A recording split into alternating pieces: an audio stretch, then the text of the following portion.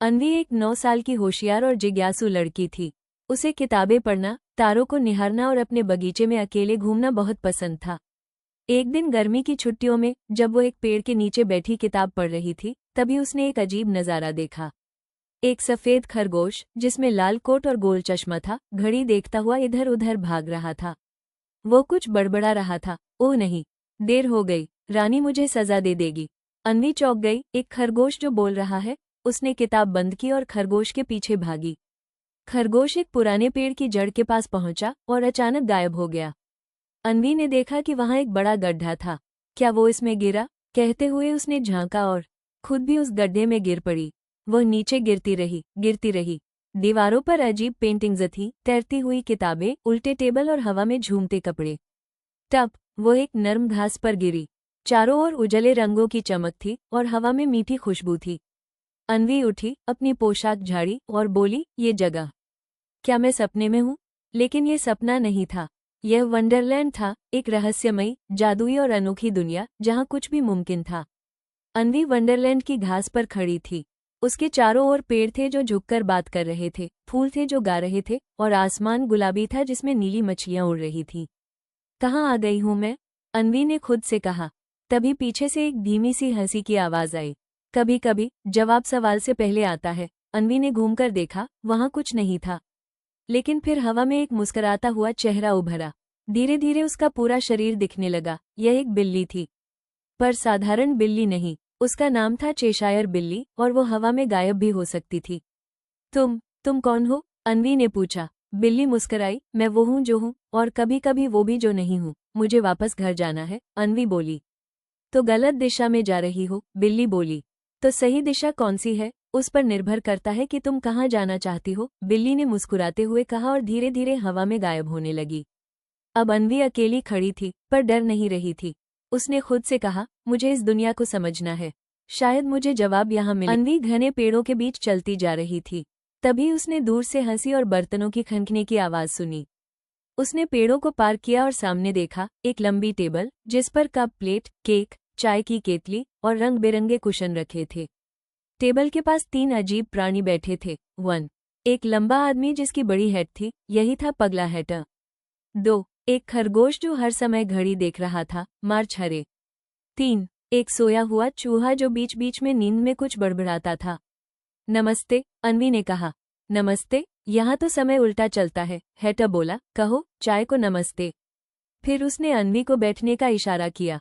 जैसे ही वो बैठी, एक कप हवा में तैरता हुआ उसके सामने आ गया। केतली खुद ब खुद चाय उड़ेलने लगी।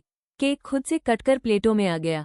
ये सब कैसे? अन्वी चकित रह गई। यह वंडरलैंड है, मार्च हरे बोला। यहाँ सवाल भी अजीब होते हैं, जवाब तो छोड़ो। तो तुम लोग हर समय चाय क्यों पीते हो? अन्वी ने पूछा। क्योंकि वक्त हमसे नाराज है, हैटर बोला। उसने हमारी घड़ी रोक दी है, अब हर पल चाय का समय है। सभी हंसने लगे। तभी चेशायर बिल्ली की मुस्कान हवा में फिर से चमकी और वो बोली, हर पागल को अपनी चाय मिलती है, अन्वी। पर आगे रास्ता और भी अजीब है। अन्वी मुस्कराई। अब वो डर नहीं रही थी, वो वंडरलैंड को जानने लगी थी। मैं तैयार हूँ, उसने कहा और अगली रहस्यमयी राह की ओर बढ़ गई। टे पार्टी के बाद अन्वी ने रास्ता पकड़ लिया जो गुलाब के फूलों से भरा था, लेकिन कुछ गुलाब सफेद थे और कुछ पर लाल रंग पोता जा रहा था। तुम लोग फूलों को रंग क्यों रहे हो? अन्वी ने पूछा। एक सैनिक बोला, दिलों की रानी को लाल गुलाब पसंद है। अगर उसने सफेद देख लिए तो हमारी खैर नहीं।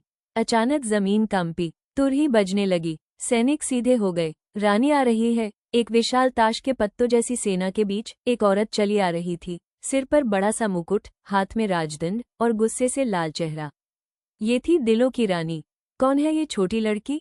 रानी गरजी। अन्वी ने डर के बावजूद खुद को संभाला। मेरा नाम अन्वी है, मैं सिर्फ रास्ता खोज रही हूँ। रास्ता? रानी चिल्लाई। यहाँ सिर्फ एक रास्ता चलता है, मेरा रास्ता। पर अगर रास्ता गलत हो तो क्या उसे भी मानना जरूरी है? अन्वी ने धीरे से पूछा। सारी सभा चुप। रानी की आंखें सिकुड़ी। सर काट दो इसका, रानी ने चिल्लाया। पर उसी समय चेशायर बिल्ली हवा में प्रकट हुई और बोली, सिर्फ दिलों से राज किया जा सकता है, डर से नहीं, रानी जी। सैनिक ठिठक गए। अन्वी ने कदम आगे बढ़ाया। अगर आपको अपनी रानी कहने का अधिकार है तो मुझे सवाल करने का हक क्यों नहीं? रानी थोड़ी पीछे हटी। उसने कुछ सोचा और फिर बोली, बहुत चालाकी से बोले तुम। जाओ, लेकिन अगली बार मेरी धैर्य की परीक्षा मत लेना। अन्वी मुस्कुराई और धीरे धीरे वहां से निकल गई। रानी के दरबार से निकलने के बाद अन्वी एक शांत झील के किनारे पहुंची। झील का पानी शीशे जैसा था, इतना साफ कि उसमें आसमान भी खुद को देखता। झील के बीच एक छोटा द्वीप था और वहां एक बूढ़ा कछुआ बैठा था, समय रक्षक। तुम आए हो सही समय पर, उसने कहा। क्या आप जानते हैं कि मैं वापस घर कैसे जा सकती हूँ? अन्वी ने पूछा। कछुआ मुस्कुराया, घर कोई जगह नहीं, वो एक समझ है। वंडरलैंड तुम्हारा डर था, तुम्हारी कल्पना थी, तुम्हारा साहस भी। तुम इसे खुद अपने भीतर लाई थी, और अब जब तुमने खुद को पहचान लिया तो लौटना आसान है। कैसे? अन्वी ने धीरे से पूछा। कछुआ बोला, बस अपनी आंखें बंद करो और वो याद करो जिससे तुम सबसे ज्यादा प्यार करती हो। अन्वी ने अपनी आंखें बंद की। उसे माँ की आवाज सुनाई दी, पापा की हंसी, अपने कमरे की खिड़की से दिखता नीला आसमान, और जब उसने आंखें खोली वो अपने बगीचे में थी, उसी पेड़ के नीचे, अपनी किताब के साथ। खरगोश गायब था, पर उसकी घड़ी पास में पड़ी थी। अन्वी मुस्कुराई। अब वो जानती थी, वंडरलैंड कोई सपना नहीं था, बल्कि एक यात्रा थी अपने भीतर की दुनिया की।